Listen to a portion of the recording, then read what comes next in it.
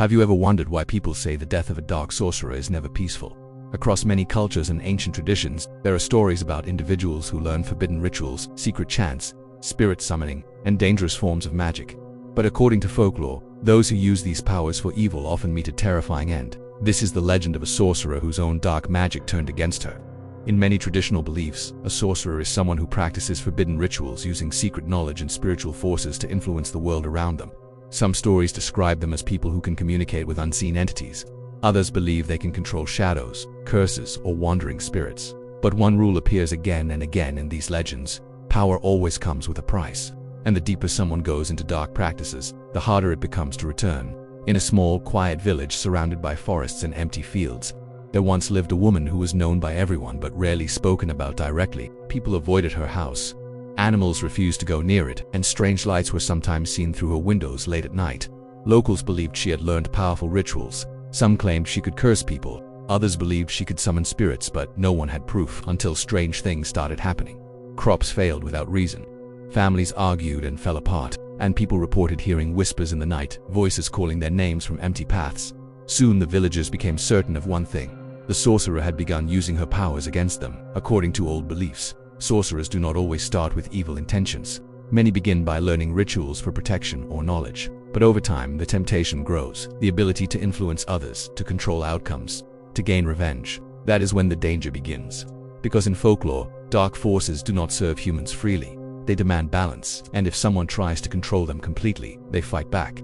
One night she attempted a ritual that was said to be forbidden even among those who practice dark magic.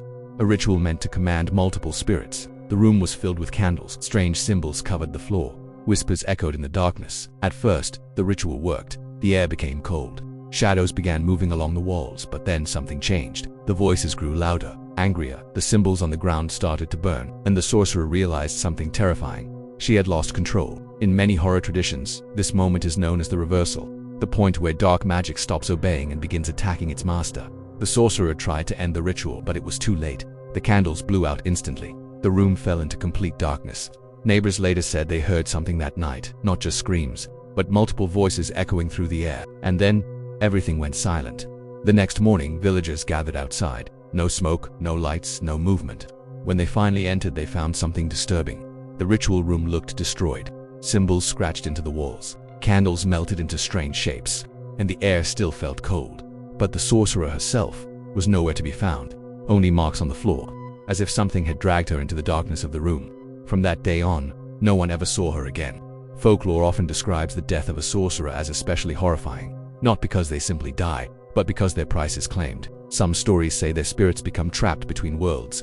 Others claim the energy they used slowly destroys them from within. But one detail is common: their final moments are filled with fear, because they finally realize they were never the ones in control. Stories like this were told for generations to warn people. Some powers should never be used for revenge or greed, because once those forces are awakened, they may never leave. Every culture has stories about individuals who tried to go too far and paid the ultimate price, and sometimes, late at night, when the world becomes very quiet, people still wonder what really happened inside that house.